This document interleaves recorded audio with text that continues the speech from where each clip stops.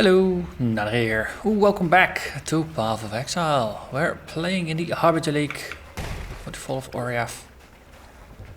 In this episode we're gonna head over to the left side of town, towards the bathhouse. And perhaps we'll even pick up the moon orb. We will see. But for now, a grand promenade lies ahead of us.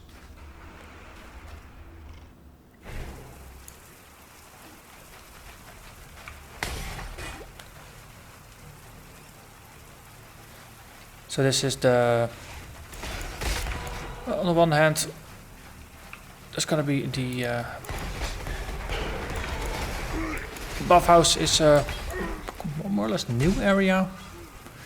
The promenade here has a little bit of the, I think there's some tier 10 maps that have a bit of a look like this. I think no, the promenade map. Pretty much though. It's a bit wider in its setup. I really like the ghosts that have the ghost flame effect upon death. It looks really nice.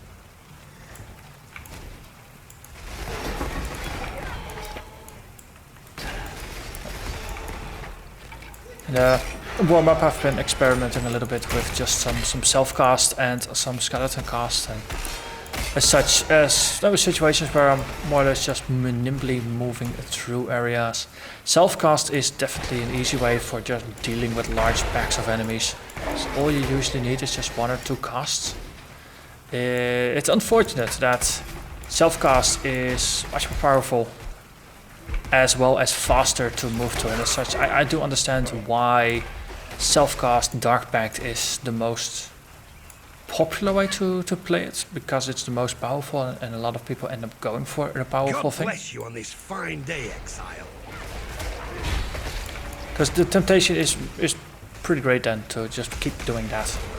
Ooh, Orion wants us to kill all the different stones here. Oh, we can do that.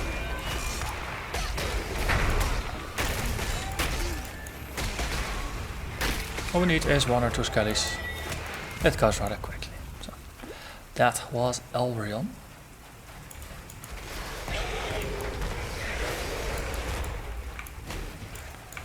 Of course, the playstyle where you put your totem down, wait for a couple skeletons to go, and then you start exploding things. It is a bit safer.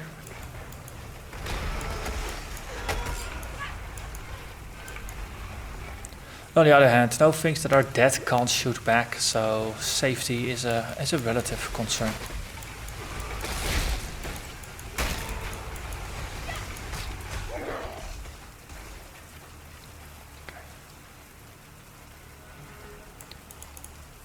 Just roughly trying to follow along with the layout of the level here.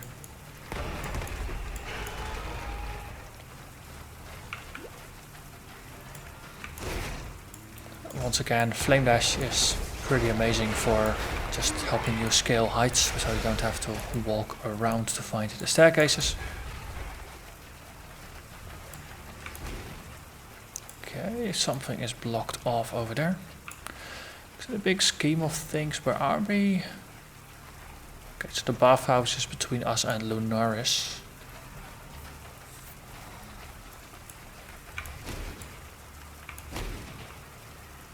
We'll eventually make it there.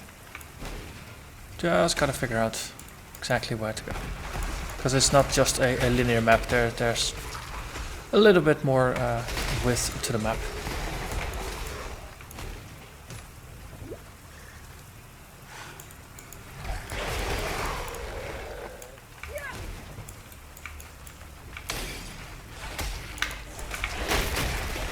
So the more observing folks might have already spotted it, that I'm actually sporting yet another new armor today. It's the classic luck box, microtransaction box, loot box. The classic box is, I think it was the classic. We went around with the previous league was when it was announced, and it contains the arcane lightning set that came out then. And it finally went on sale. Ondar, the Betrayer, lies dead. Also, lots of caustic clouds here. Not very lovely. So then the combination with the Harbinger Lightning Aura and then Arcane Lightning armor, I think it looks pretty nice, and I got a nice little twisted bones to just make it even more lightning-y. So now the Harbinger Lightning is definitely something that dresses it up, but there's already a crackle in the thing itself, so this works out pretty darn well. I think this is going to be a look that works really well if you're playing a lightning-based caster or character of any sorts, because then your attacks are also going to be lightning-based, and it's going to be blue all over the place. Unfortunately, we don't have crackling zombies and skeletons. They're just the plain old ones.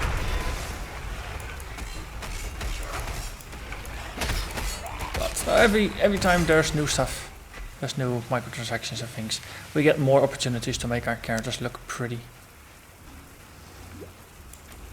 It's just nice that there's now just such a wide variety of options available. So there's going to be more suitable looks for different builds. And ahead is a doorway, so probably going to have to go through it. The bathhouse. Yes, please.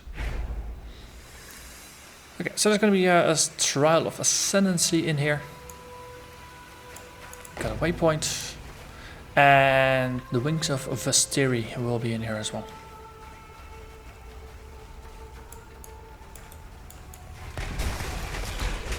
So there are more frost mages and similar monsters in here.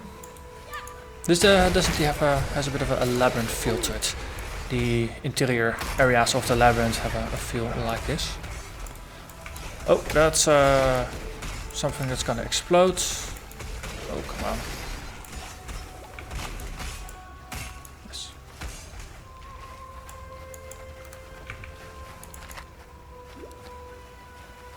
But as I was saying, there's more frost things around here, because of course a Lunaris is the opposite of Solaris. Solaris was fire aligned, so this is all gonna be cold aligned.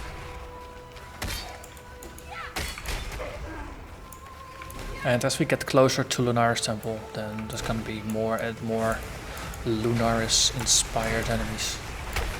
Of course, a bathhouse does have pretty good reason for having all kinds of water and cold aligned enemies in there as well. So this area will actually be loaded up with quite some things. There's going to be the wings of Vestiri. There's going to be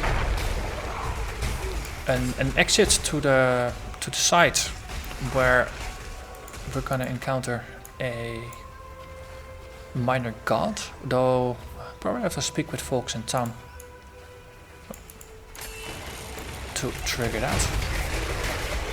And get us also a little bit of lore. Hey, identified Le Huppefol. Wasn't Le Huppefol something that... I think there's a card for this. It used to be. I think this was used to be accessible through a divinity card in Cruel in the Tidal Island. Kind of funny to actually find it. The 17 to all elemental resist, that's 51% resistances. That is pretty nice. On top of that, 22% increased damage. That's just global. That is nice. Attributes, this is almost like an amulet, but good. So definitely have a look, since now my jewelry is not in the best of shapes. Might be an upgrade. Well, as I said, we'll have a look at that later. But yeah, it's going to be an exit to the Minor God. There's going to be an exit towards Lunaris Temple. And of course we have the trial in here and the wings of Vestiri. So plenty of things to do. And Hector Tatutius. He's the eternal servant, never the master. I think I'll just put myself in a position where there's going to be lots and lots of minions between me and him. That way, his running around is not going to hit me all that much. No bone offering triggering in a fight like this definitely makes this easier, since he'll get blocked much more by my minions. And Tushes went down. There's the wings. And mounting her mighty rock, Garukan, holy queen of the sky, descended upon her enemies and their armies of darkness. Okay, so Garukan was some kind of holy queen.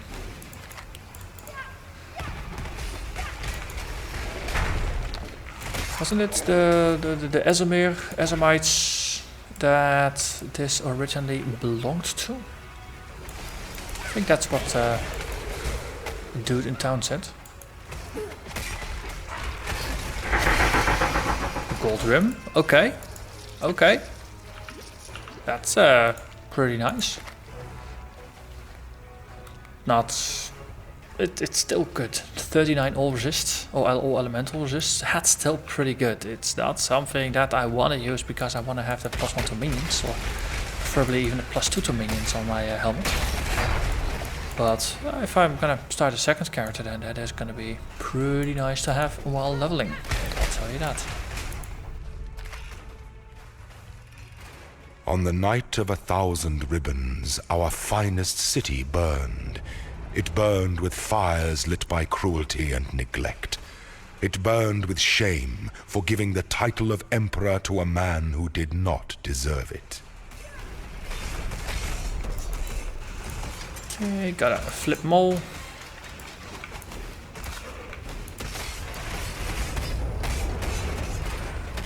Okay, then we head over here.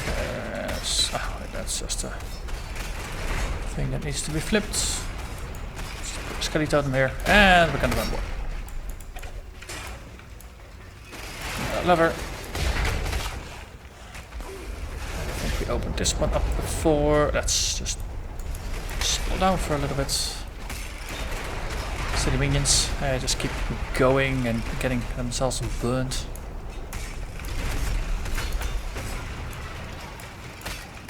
Okay, I think now that we've triggered those. Wait. Oh yeah, I see. Not that one. And then is that gonna be the last one? Yeah. Allow your wisdom to be tempered by the flames of the past. It's gonna be 2 or more. And then that is that. Okay, so we defeated the dude. We cleared out the trial. And probably gonna be useful to head back to town, but first let's head over to the new area, because I think last time I stayed in town too long and actually ended up losing the portal, so I had to do it again. It is less useful. So over here we have the High Gardens, which is exactly what I was looking for. Nice. Last time I spent a lot of time just more or less full clearing the area. Here we got it all. High Gardens. Ooh, and we got a prophecy for a powerful invader. That is nice. So let's have a listen. Hagen, Wings of Vestiri are for you. You found them! No easy feat, I bet. How's old Hector these days? Not so good after you crossed paths with them, am I right? I'll polish these wings up and get them back to their owners, just as soon as my Mariketh friend can get her folks to pay the ransom. Price, I mean. In the meantime, take a little something from my stock as payment. Ooh, it's all... Ah yeah, the less mana stuff. Better curses. Increased flask effect is potentially sort of kind of alright. They're all just so minor.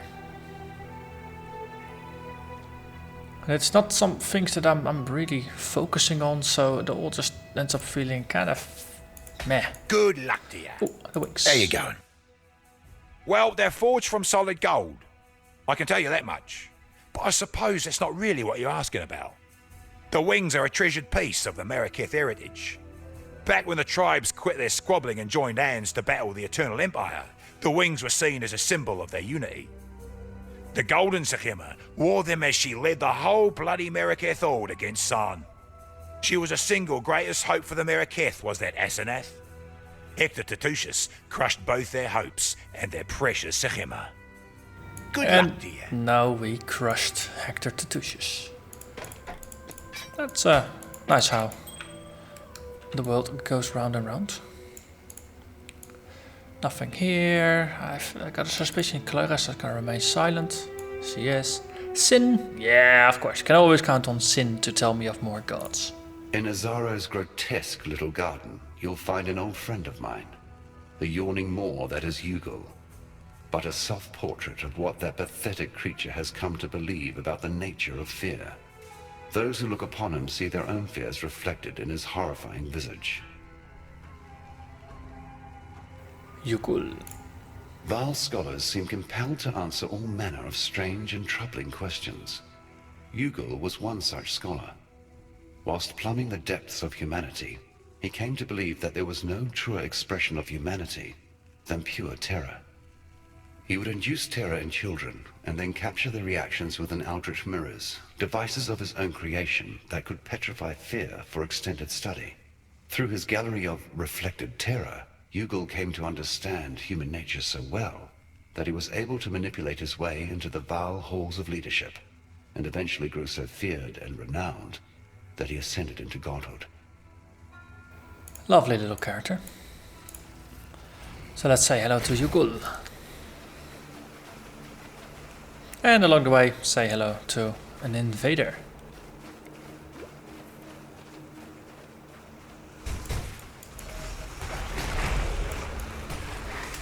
So the call team continues. I think that's the thing about the entirety of Act 8. There's not a lot of lightning damage. It's mostly fire or cold.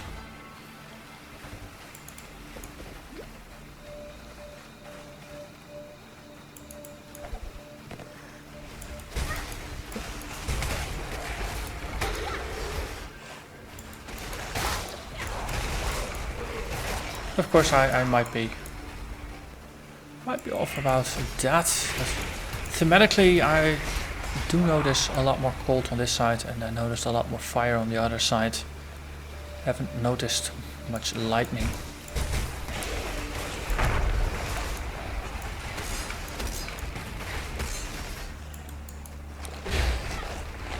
Hello there, ancestral power thing. You are no more.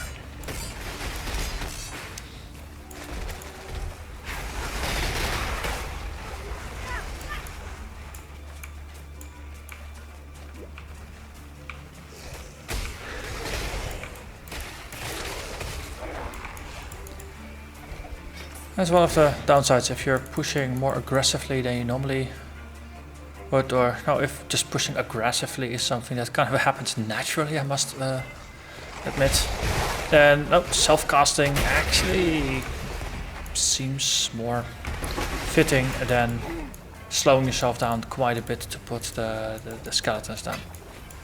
But I'm level 64, this is a 58 area, so I am 6 levels over leveled.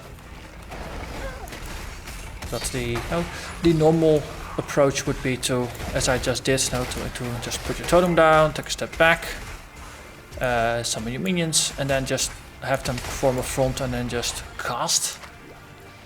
But if you're pushing pretty hard, it just doesn't feel right.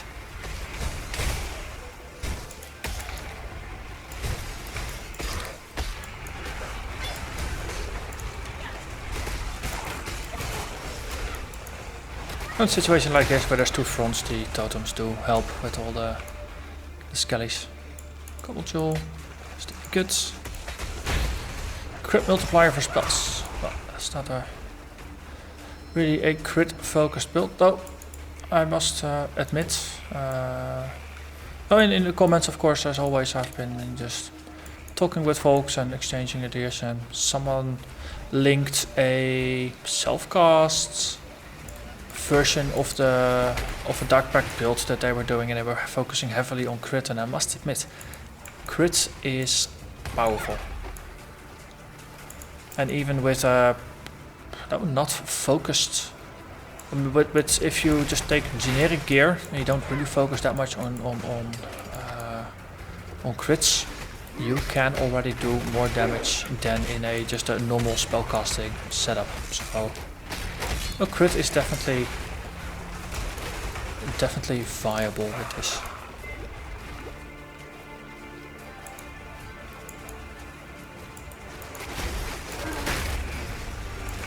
So I don't really do all that many crit builds. The last I did was with Ice Shot. But most of the time I don't really focus that much. Because crit, it thrives when you have a really good gear, which often ends up involving some select uniques that have really good crit multipliers and things like that.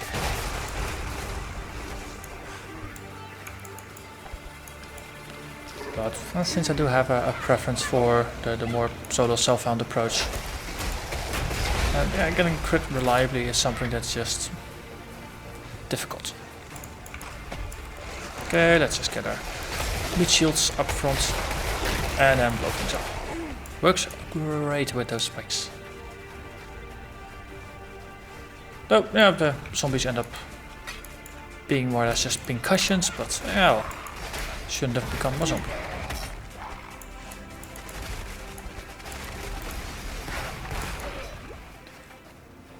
No trace yet of the invader, and as I say it, we see a Cintiq the Inescapable. A horror from the past. Who did not manage to escape my army of minions.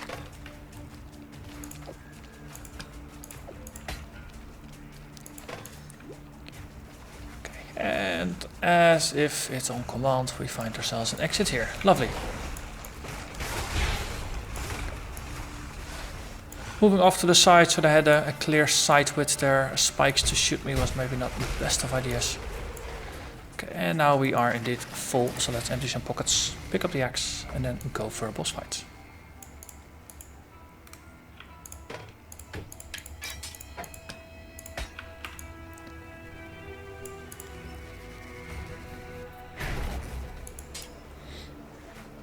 There we are. Pools of terror. Well, there is a Yugul. So I've only done this fight once before. That was in the beta with my Viper Strike Shadow Trickster. And going to the center of the arena was pretty dangerous. It's staying on the edges. That seemed to be the best way to deal with it. And the puddles, pretty dangerous.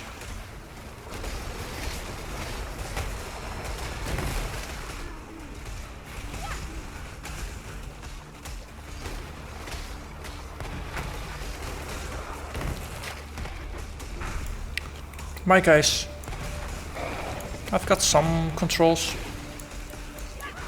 And of course, Dark Pact allows me to just keep casting.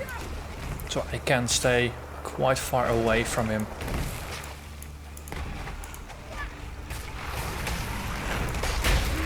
See, he does quite a chunk of damage, so staying away definitely helps.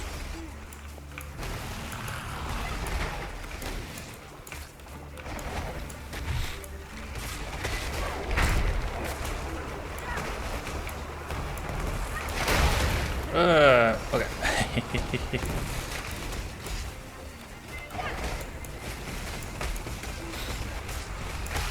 Okay, so he's got some clones of himself that don't really have all that much HP.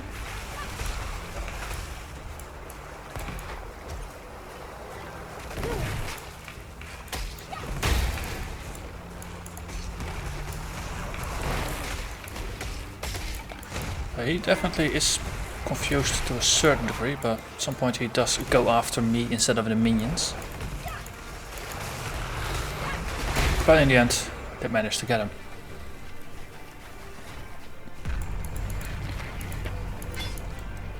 Well, this is... I do like how this fight is set up there. The arena is large enough. You got those 4 puddles, you can just walk around the edges, you can keep pelting at him.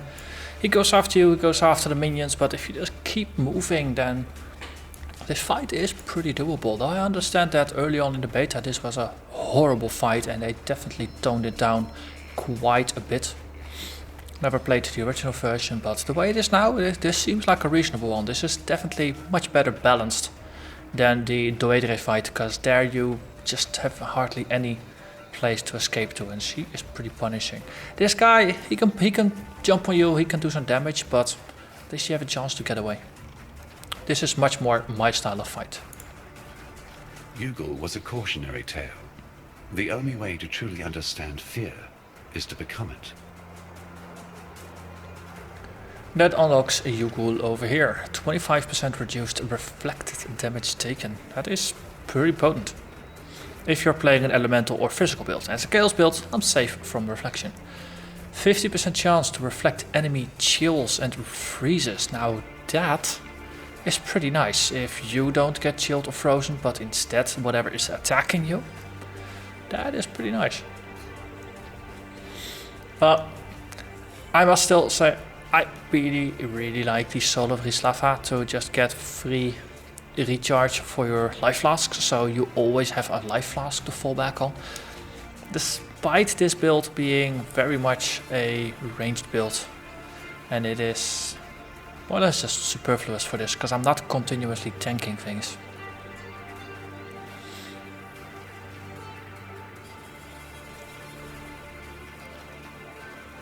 So I guess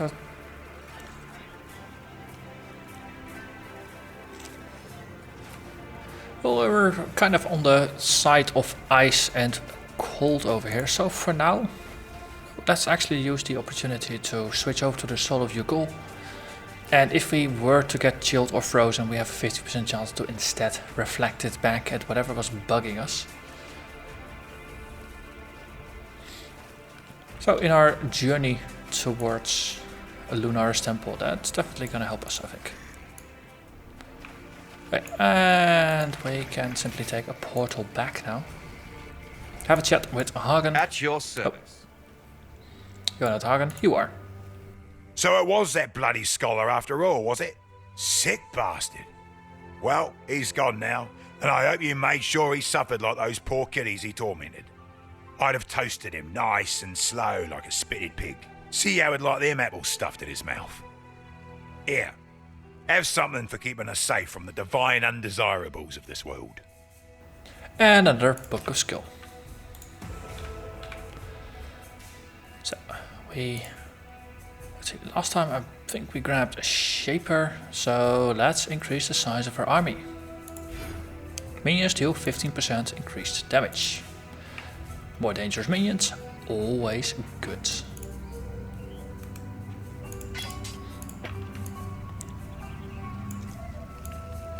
See, everything to say? Nope. Okay.